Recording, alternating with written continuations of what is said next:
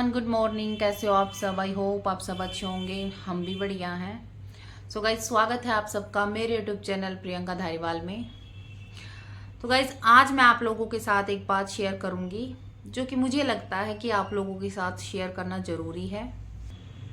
तो गाइज, बहुत सी बहनें हैं जो मेरे जैसी सिचुएशन से गुजर रही हैं। मैंने एक चीज़ देखी है कि गलती चाहे लेडीज़ की हो या जेंट्स की हो, लेकिन ज़्यादातर लेडीज़ को ही गलत ठहराया जाता है। चाहे भले ही गलती जेंट्स की हो और फेस करने की बात आए तो भी लेडीज़ को ही फेस करना पड़ता है। तो और जहाँ तक घर बसाने की बात है तो लेडीज़ पर ही प्रेशर बनाया जाता है। लेडीज़ को ही बोला जाता है झुकने के लिए, सैक्रिफाइस करने के लिए। क्यों? जब गलती अगर जेंट्स की है, लेडीज की नहीं है, तो उसी को क्यों बोला जाता है? क्यों उसी को दबाया जाता है? और कई बार तो ये प्रेशर इतने हावी हो जाते हैं कि लेडीज को झुकना भी पड़ता है, दबना भी पड़ता है, सेक्रीफाइस भी करने पड़ते हैं। तो बहुत सी बार ऐसी सिचुएशन आ जाती है लेडीज पर, और जो नहीं झुकती है उनको भी किसी तरह, किसी दूसरे तरीके से तोड़ने की कोशिश की जाती है, जैसे कि मेरे साथ हो रहा है, हुआ है, हो रहा है।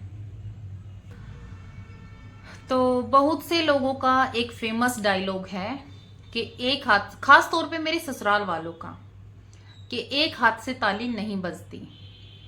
मैं मानती हूँ और ये बात सच है कि एक हाथ से ताली नहीं बजती, लेकिन कुछ लोग इसका मतलब नहीं समझ पाते। जैसे ताली एक हाथ से नहीं बजती, ऐसे ही पति पत्नी का रिश्ता गाड़ी के दो पहियों के बराबर है। अगर दोनों पहिए बराबर चलेंगे, सही से चलेंगे, तो गाड़ी आगे जाएगी। मतलब अगर दोनों पति पत्नी दोनों सही से अपना रिश्ता निभाना चाहते हैं और सही चल रहे हैं तो रिश्ता आगे जाएगा, रिश्ता निभेगा।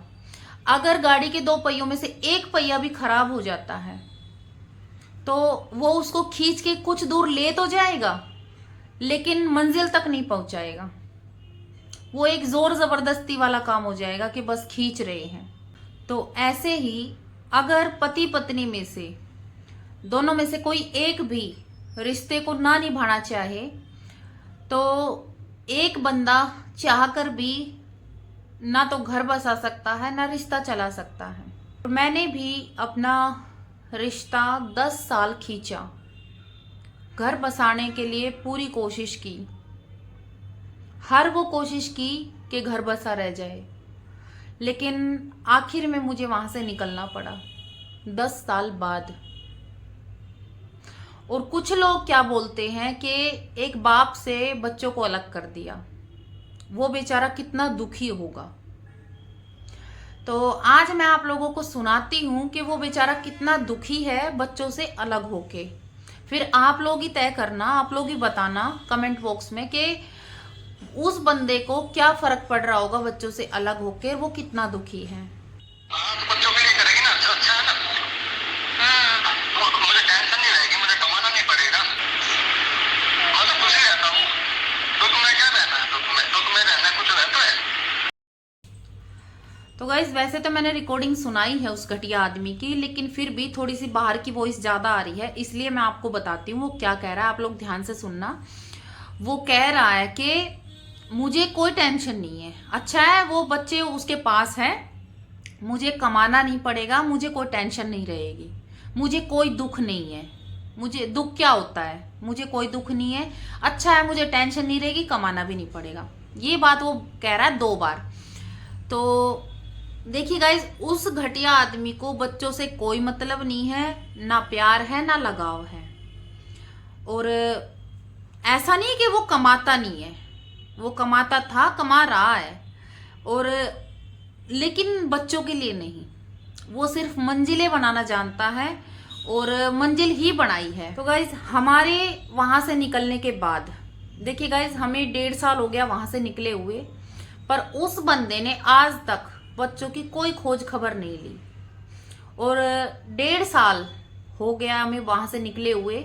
इस बीच जो भी खर्चा बचा है, भाई बच्चों का खर्चा तो बचता ही है, उस खर्चे को बचाने के लिए उस आदमी को इतनी खुशी हो रही है, उसने ये बात रिकॉर्डिंग में तो बोली है और यहाँ तक कि उसने अपने गांव में और वहां भी बोली है कि अच्छा मेरा तो खर्चा बच रहा है, बढ़िया, उठाने दो उसके भाई को खर्चा, मतलब मेरे भाई के बारे में कि अच्छा है उसका भाई खर्चा उठा रहा है मेरे बच्चों का, ठीक है पाल लेने दो मेरे बच्चों को, बड़े होके तो यहीं आएंगे, मैं खर्चे से फ्री रहूंगा तब तक। अच्छा, जो खर्चा बचा है अभी तक उस बंदे ने उन पैसों को बचा के दूसरी मंजिल तैयार की है और गाइस अब तीसरी की तैयारी कर रहा है वो तीसरी। तो गाइस उस घटिया आदमी को बच्चों से ना प्यार है ना लगाव है, वो एक नंबर का भिखारी आदमी है पैसों के मामले में। और वो नहीं, उसका पूरा खानदान ही ऐसा है, उसका बाप भी ऐसा है, उसका भाई भी ऐसा है पैसों के मामले में। नहीं तो देखिए हमें 1.5 साल हो गया, अभी तक उन लोगों ने अपने बच्चों की कोई खोज खबर नहीं ली है, कैसे हैं, हमें मिलना है, कोई मतलब नहीं, सिर्फ पैसे बच रहे हैं। और मेरे हस्बैंड ने तो बोली सो बोली, मेरे ससुर ने भी ये बात बोली है कि अच्छा है पालने दो उनको बच्चों को, बड़े होके तो यहीं आएंगे। देखो उनकी सोच तो देखो, सबकी एक जैसी सोच है उनकी। तो गाइस एक बात और आप लोगों के साथ शेयर करूंगी, जो लोग ये बात बोलते हैं ना कि बाप से बच्चों को अलग कर दिया, वो बेचारा दुख में है, तो वो लोग खास तौर पे सुन लें कि जब हमसे हमारी कोई प्यारी चीज, माँ बाप हो या बच्चे हो या कोई भी हो, अलग होते हैं या हमारे पास नहीं रहते हैं और हमें उनका जरा सा भी दुख होता है ना, तो हम मोटा होने की बजाय या तो पतले होते हैं, और अगर पतले भी नहीं होंगे ना तो जैसे थे वैसे तो रहेंगे। लेकिन जब से हम वहां से निकले हैं, बच्चे उस बंदे से दूर हुए हैं, उसके बाद वो बंदा मोटा हुआ है, उसका वेट बढ़ा है, खा खा के सांड हो गया है वो, क्योंकि वो ना पैसों पे मरता है, उसको बच्चों की याद नहीं आती, उसको ये है कि पैसे कैसे जोड़े जाए, 2 के 4 कैसे किए जाए। और उसकी और भी बहुत सारी हरकतें हैं जो मैं आप लोगों को बताऊंगी। एक बात तो और मैं आप लोगों को बताना चाहूंगी उसकी नीयत के बारे में कि उसकी नीयत कैसी है। तो देखिए ऐसा नहीं है कि सिर्फ अपने बच्चों के मामले में वो घटिया आदमी ऐसा है, वो बहन बेटियों के मामले में भी ऐसा ही है। तो एक बात है, वैसे तो बहुत सारी बातें हैं लेकिन फिलहाल मैं एक बात बताना चाहूंगी, क्योंकि अगर मैं सारी बातें बताने लग गई ना तो ये ब्लॉग खत्म ही नहीं होगा कभी, और धीरे धीरे बताती रहूंगी। तो देखिए वो कावड़ लेने जाता है, हर साल कावड़ लेने जाता है, और ये बात जब मैं वहां उसके साथ रहती थी तब भी थी और अब भी होगी, क्योंकि मैं जानती हूं आदमी की फितरत बदलती नहीं है, जो रहती है वो रहती है। तो अब भी मैं 100% श्योर हूं कि वो अब भी ऐसे ही करता होगा। तो देखिए वो हर साल कावड़ लेने जाता है, कावड़ लेने जाएगा, मैं बोलती थी उसको पहले भी कि देखो कावड़ लेने, या तो हमारा बजट नहीं होता था फिर भी वो कावड़ लेने जाता। मैं ये नहीं कहती कि कावड़ कोई बुरी चीज है, देखो बढ़िया है, मानना चाहिए, लेकिन अगर हम जाते हैं तो बहन बेटियां भी आती हैं और जाने में भी आने में भी देखिए खर्चा तो लगता है। और अगर हम मतलब कावड़ लेके आते हैं तो बहन बेटी को बुलाया जाता है और बुलाना भी चाहिए, मैं ये नहीं कहती कि नहीं बुलाना चाहिए। तो मैं ये बात बोलती थी कि बजट नहीं है या तो जाओ मत। देखो घर में भी अगर हम सच्चे मन से भगवान मानते हैं ना, तो ऐसी बात नहीं है कि भगवान यही बोलते हैं कि भाई कावड़ी लेके आओ।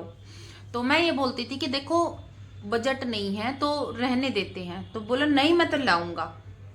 तो मैंने बोला कि मैं ये बोलती थी कि देखो फिर बहन बेटियों को भी बुलाना पड़ेगा, कभी ये सोचो कि खाली कावड़ ले आए बस हो गया, बहन बेटी को भी बुलाना पड़ेगा। तो बोलता बुला ले, मैं कब मना कर रहा हूं। तो उस टाइम पे भी वो वही हरकतें करता था और आज भी करता होगा, तो मैं आगे की बताती हूँ। तो गाइज वो कावड़ लेने जाता, खूब नाचते कूदते आता, कावड़ चढ़ाता, जल चढ़ाता, वहां भी खूब नाचता, घर आके सो जाता। गाइज दूसरे दिन उसको ये रहता कि अब बहन बेटियां आएंगी घर में, मतलब आ तो चुकी होती हैं, लेकिन जैसे होता ना कि नेक के तौर पे वो जब लेके आती हैं, जैसे घर में शुभ काम पे जो लेके आती है बहन बेटी, वो लेके आती है, तो उनको देखिए कुछ ना कुछ चाहे थोड़ा सा ही बढ़ा के दे दो तो देना पड़ता है।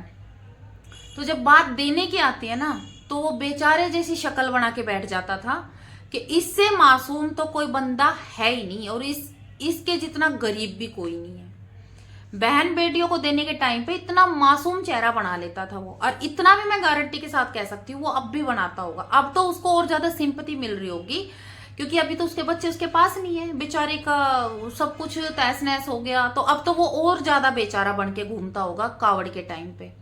जब उस टाइम पे सब कुछ ठीक था, बच्चे उसके पास थे, तब वो ये हरकतें करता था, तो अब तो वो पक्का बेचारा बन के बैठ जाता होगा, मेरे पास कुछ नहीं है। के परिवार उनकी, अब मेरी तो रही नहीं, देखो मेरा तो उन लोगों से वास्ता ही खत्म है। जो उसकी बहन है, जो बुआ है, ये वीडियो तो वो भी देखेंगी, उनको भी पता है, वो भी ये बात सोचेंगे कि हाँ बेचारा तो बना था। क्योंकि देखिए मैं उसके साथ 10 साल रह के आई हूँ, मैं जानती हूँ उसकी रग रग से वाकिफ हूं मैं। तो नियत की तो उसकी क्या ही बताऊं, नियत तो उसकी इतनी घटिया है। वो ये सोचता है कि किसी को देना 1 रुपया भी ना पड़े और बस तुझे मिलता रहे। तो गाइज उसकी नियत के ऐसे बहुत से किस्से हैं जो मैं आप लोगों के साथ आगे आगे शेयर करूंगी। लेकिन अभी गाइज एक बात और कहूंगी कि बहुत सी बहनें मुझसे कहती हैं कि आप उसी घर में क्यों नहीं रहते, आपका हक है, आपको वहां से कोई नहीं निकाल सकता। तो बहनों, मैं भी जानती हूँ कि मेरा हक है वहां पे, और मुझे वहां से कोई निकालने वाला भी नहीं है। मैं चाहूं तो आज जाके वहां रह सकती हूँ और मुझे कोई नहीं निकाल सकता। लेकिन एक बहुत बड़ा कारण है जो मैं उस घर में नहीं रहती, उन लोगों के साथ नहीं रहती, तो जो कि मैंने आज तक आप लोगों को नहीं बताया है। लेकिन नेक्स्ट वीडियो में मैं बताऊंगी कि वो क्या रीजन है जो मैं वहां नहीं जा रही, मैं वहां नहीं रह रही। तो नेक्स्ट वीडियो में आप लोगों के साथ वो शेयर करूंगी।